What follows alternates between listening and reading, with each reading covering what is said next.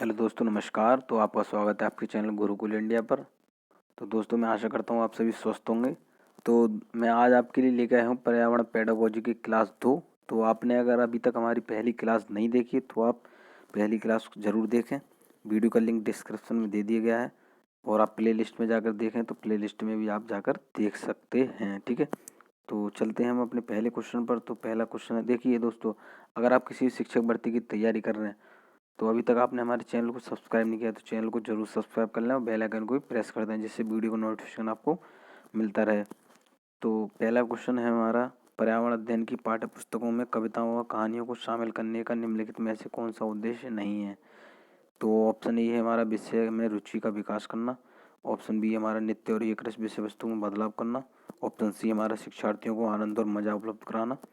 Option D हमारा विद्यार्थियों में कल्पनाशीलता और सृजनात्मक योग्यता को बढ़ावा देना। तो देखिए हमारा इसमें प्रश्न हमारा जो कह रहा है उद्देश्य नहीं है, तो हमारे कौन सा ऑप्शन में नहीं है, ऑप्शन सी में नहीं है, शिक्षार्थियों को आनंद और मजा उपलब्ध कराना। देखिए कविता और कहानी, जो पर्यावरण अध्ययन में कविता और कहानी को शामिल किया जाता है वो किस लिए किया जाता है, हमारा शिक्षण कार्य को सरल बनाने के लिए, ना ही बच्चे को मजा और आनंद दिलाने के लिए किया जाता है। ठीक है, तो आप ये चीज़ याद रखेंगे। ठीक, तो कौन सा ऑप्शन हमारा सी है इसमें। ठीक है, तो अगला प्रश्न देखते हैं। अगला प्रश्न हमारा है, पर्यावरण अध्ययन की पाठ्य पुस्तक में पहेलियाँ शामिल करने का निम्नलिखित में से कौन सा उद्देश्य नहीं है। तो इसमें भी हमें नहीं, उद्देश्य नहीं वाला बताना है। तो ऑप्शन ए हमारा बच्चों में आलोचनात्मक चिंतन शक्ति विकसित करना। ऑप्शन बी हमारा बच्चों में तर्कना शक्ति का विकास करना। ऑप्शन सी हमारा बच्चों के मस्तिष्क को भ्रमित करना और उन्हें इस भ्रम का आनंद उठाने देना।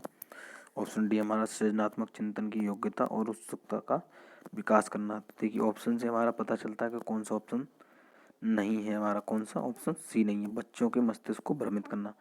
तो कभी भी हम बच्चे के मस्तिष्क को भ्रमित नहीं करेंगे बल्कि एक बच्चे को एक अच्छा मार्गदर्शन देंगे। ठीक है, क्योंकि हमारी जो शिक्षा होती है वो बाल केंद्रित होती है, हमें बच्चे को केंद्र बिंदु मानकर अपने शिक्षण कार्य को सफल बनाना होता है। ठीक है, यहाँ पर बात हो रही है हमारे बच्चे को भ्रमित करने की। ठीक है, तो ये बात हमारी गलत है। ठीक है, यहाँ पर बात हो रही थी हमारे उद्देश्य नहीं की, तो कौन सा ऑप्शन हमारा सही होगा, ऑप्शन सी। ठीक,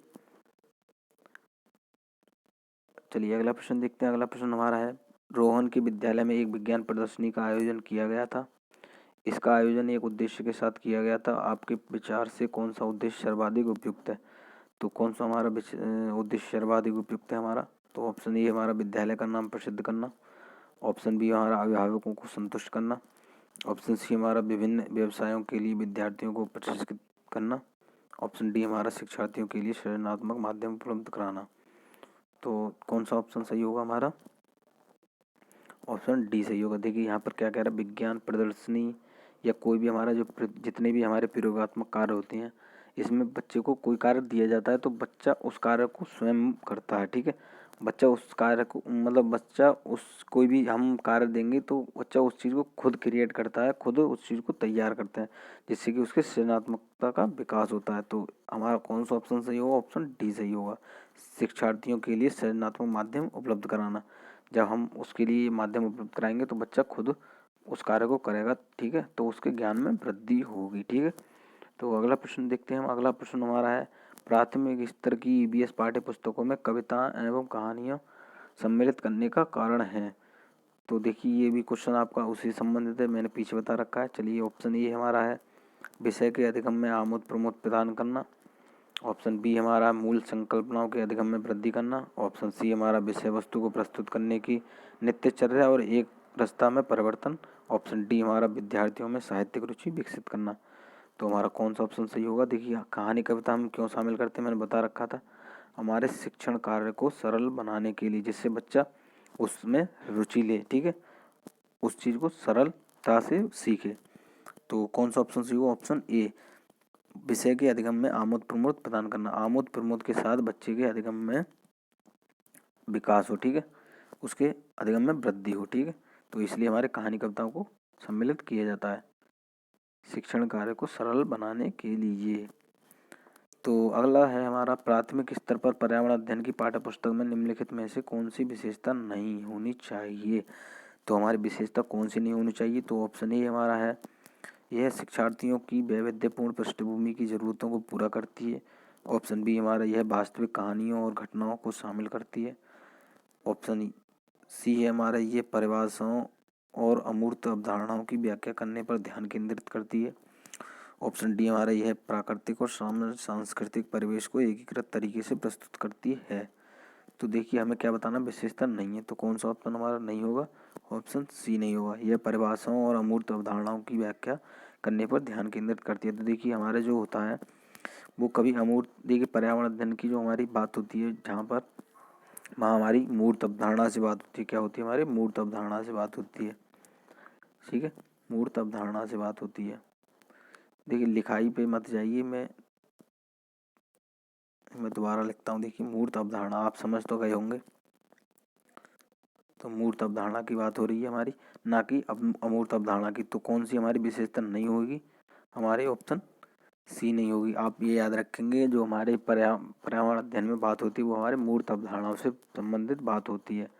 देखिए मैं और आप ऑप्शन बता देता हूँ। यह शिक्षार्थियों की वैविध्य पृष्ठभूमि की जरूरतों को पूरा करती है, ये बात हमारी सही है, ठीक है, ये बात हमारी सही है। यह वास्तविक कहानियों घटनाओं को शामिल करती है, ये भी बात हमारी सही है। यह प्राकृतिक और समाज सांस्कृतिक परिवेश को एकीकृत तरीके से प्रस्तुत करती है, ये भी हमारी सही है। तो हमारी विशेषता नहीं थी, वो हमें बतानी थी। तो इसमें आपकी 3 चीज़ें देखिए और क्लियर हो गई। अगर ऑप्शन आ जाए कि पर्यावरण अध्ययन जो है की विशेषता है, तो आप क्या बताएंगे, यह शिक्षार्थियों की वैविध्यपूर्ण पृष्ठभूमि की जरूरतों को पूरा करती है, यह वास्तविक कहानियों घटनाओं को शामिल करती है, और यह प्राकृतिक और समाज सांस्कृतिक परिवेश को एकीकृत तरीके से प्रस्तुत करती है। तो ये चीज़ आपकी दो चीज़ें क्लियर हो गई। तो हमारा कौन सा ऑप्शन नहीं था, कौन सी हमारी विशेषता नहीं थी, ऑप्शन सी नहीं थी। अमूर्त अवधारणाएं इसमें नहीं होती, हमेशा मूर्त अवधारणाओं की बात होती है, ठीक है। तो चलिए अगला प्रश्न देखते हैं। अगला प्रश्न हमारा है, पर्यावरण अध्ययन की पाठ्य पुस्तक में रेलवे टिकट का एक नमूना दिखाना। तो किससे संबंधित हमारा ऑप्शन ए है हमारा बच्चों को रेल के किराए के बारे में बताता है। ऑप्शन बी हमारा टिकट में प्रयुक्त विभिन्न संक्षिप्त अक्षरों का ज्ञान उपलब्ध कराता है। ऑप्शन सी हमारा निष्कर्ष पर पहुंचने की बच्चों की कुशलता का विकास करता है। ऑप्शन डी हमारा है बच्चों को वास्तविक जानकारी में अंतःक्रिया करने का अवसर देता है, साथ ही अवलोकन की कुशलता का विकास करता है।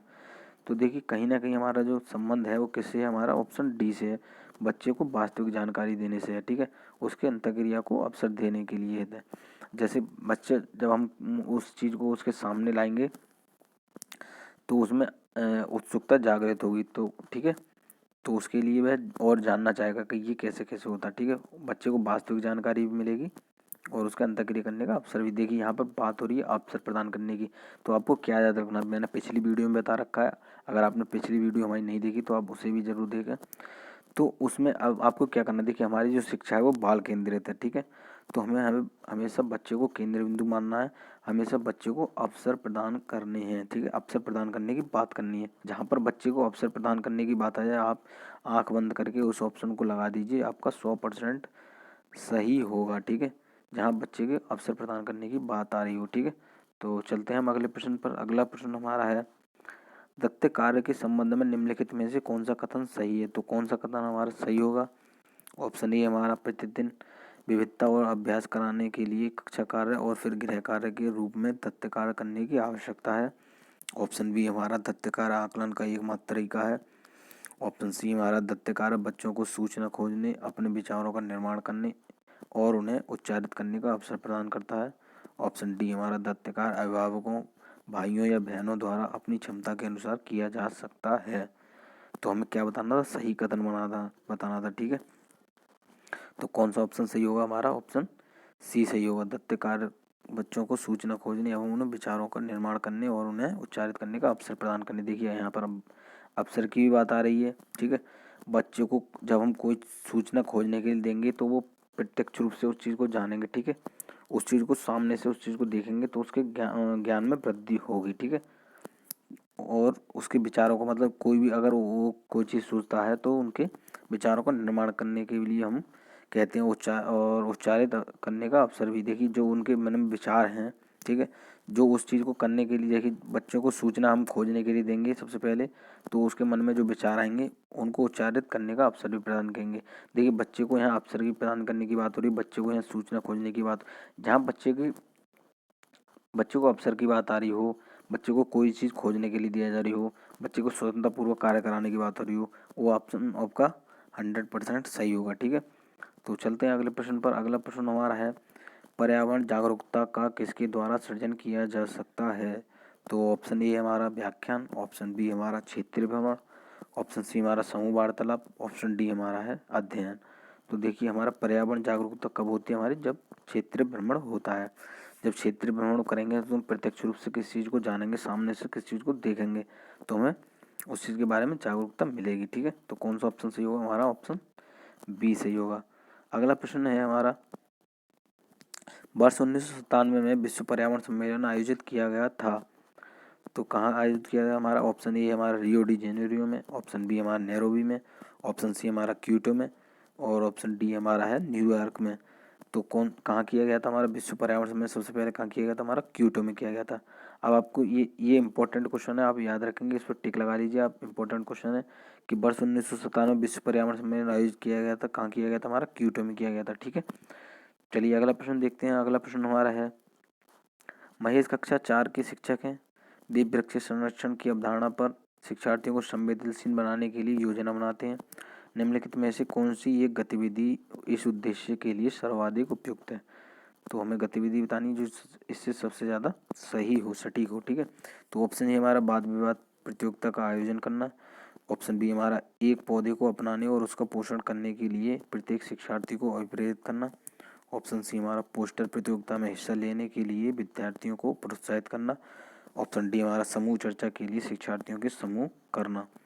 तो देखिए कहीं ना कहीं हमारी जो बात हो रही है, बच्चे को जब संवेदनशील बनाने की योजना के बारे में बात हो रही है, तो जब हम बच्चे को कोई कार्य खुद स्वयं करने के लिए देंगे तो उस चीज़ को वो स्वयं जानेगा। तो बच्चे को एक पौधे को अपनाने और उसका पोषण करने के लिए प्रत्येक शिक्षार्थी को अभिप्रेरित करना। देखिए जब बच्चा स्वयं उस कार्य को करेगा तो उसके अंदर उस चीज़ के बारे में जागरूकता पैदा होगी, वह उत्सुकता उसके बारे में बढ़ाएगा, उसके रुचि में विकास होगा। ठीक है, तो आप ये चीज़ याद रखेंगे। यहाँ पर बात हो रही है हमारी संवेदनशील की। ठीक है, उसके लिए हमें योजना बनाने की बात हो रही थी। ठीक, अब ये एक शिक्षक की बात हो रही थी कि मैं प्रश्न आपको दोबारा, महेश कक्षा 4 के शिक्षक हैं। ठीक है, जब एक इनके कहने का मतलब है, जब एक ऐसे आप अपने ऊपर मान लीजिए कि आप एक कक्षा 4 के शिक्षक हैं, आप बच्चों से को एक ऐसा कार्य कराना चाहते हैं, बच्चे संवेदनशील बनाने के लिए एक योजना कोई आप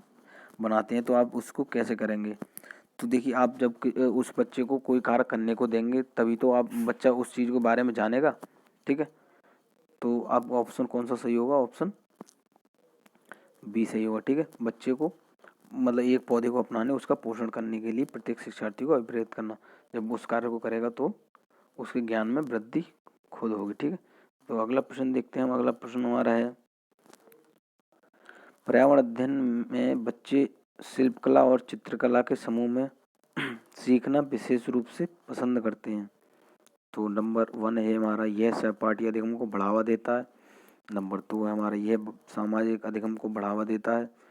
और नंबर 3 है हमारा, जब बच्चों की सृजनात्मकता को प्रशंसा की जाती है तो वे खुश होते हैं, वह उसके लिए प्रेरित भी होते हैं। और नंबर 4 हमारा, यह कक्षा में अनुशासन को बढ़ावा देता है। तो देखिए जहाँ पर हमारी मैंने आपको बता रखा है, बच्चे को हम जब कोई कार्य कराएं, देखिए बच्चे शिल्पकला चित्रकला आदि की बात हो रही है। देखिए जब वो समूह में कार्य करेगा, ठीक है, तो कहीं ना कहीं उसके सामाजिक अधिगम को बढ़ावा मिलेगा। ठीक, और जब हम उस कार्य को करने के लिए देखिए बच्चे की प्रशंसा करेंगे तो वो खुश होगा, उसके लिए प्रेरित भी होगा कि मैं और इसको अच्छा कर सकता हूँ। तो ये दो बात हमारी होगी। अब देखिए इसमें कौन सा नहीं है हमारा, यह सहपाठी अधिगम को बढ़ावा देता है, देखिए ये सामाजिक अधिगम के अंतर्गत ही आता है, तो ये हमारा नहीं है। और चौथा है हमारा, यह कक्षा में अनुशासन को बढ़ावा देता है, ये भी बात हमारी सही नहीं है।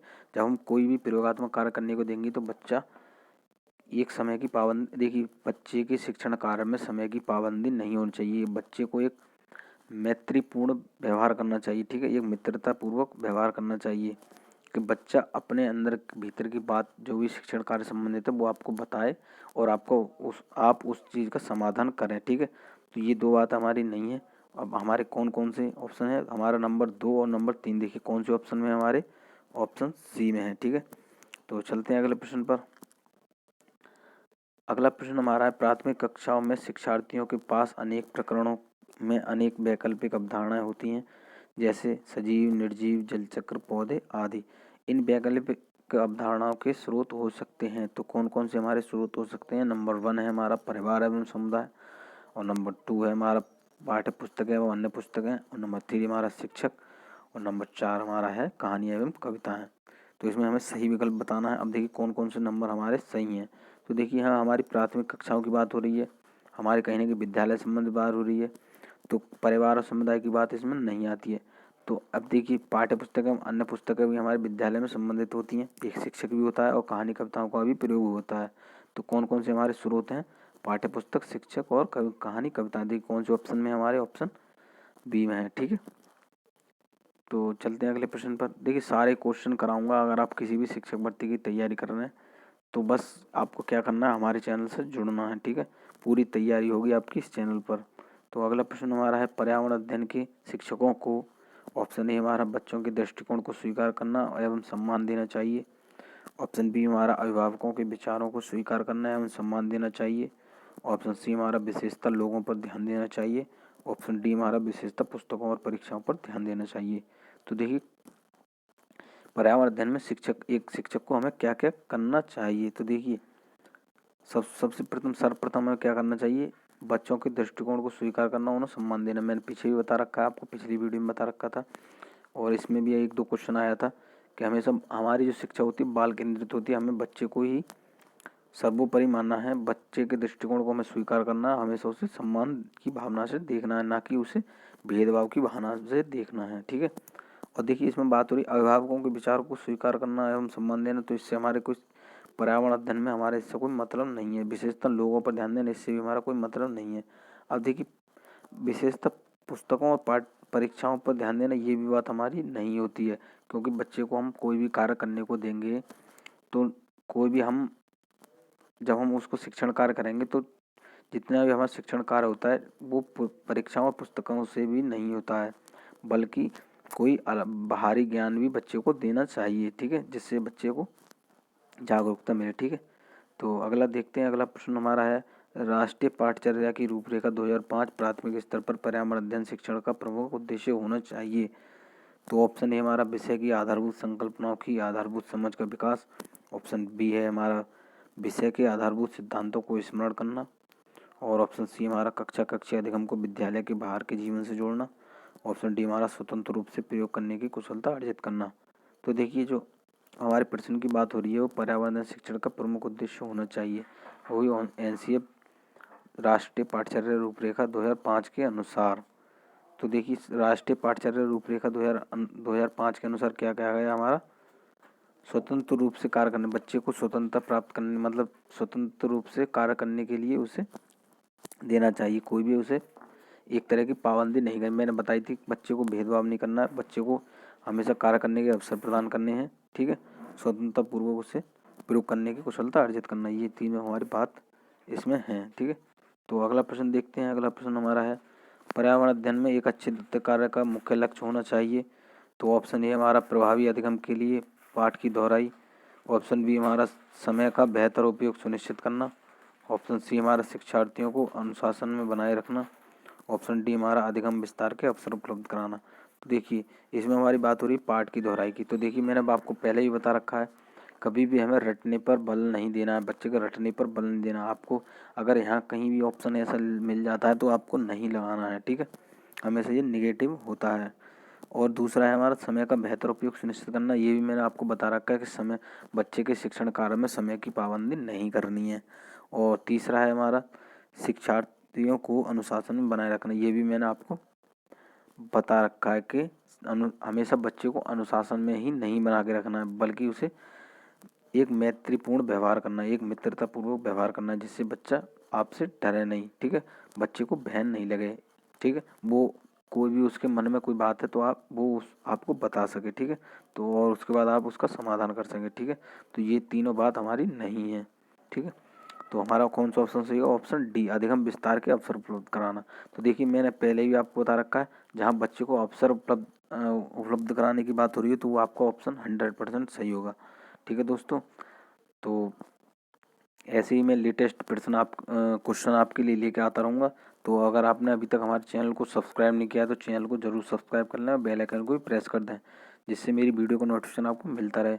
अगर अपने दोस्तों के साथ शेयर कर सकते हैं तो वीडियो को ज़रूर शेयर करें और वीडियो को लाइक भी ज़रूर कर दें।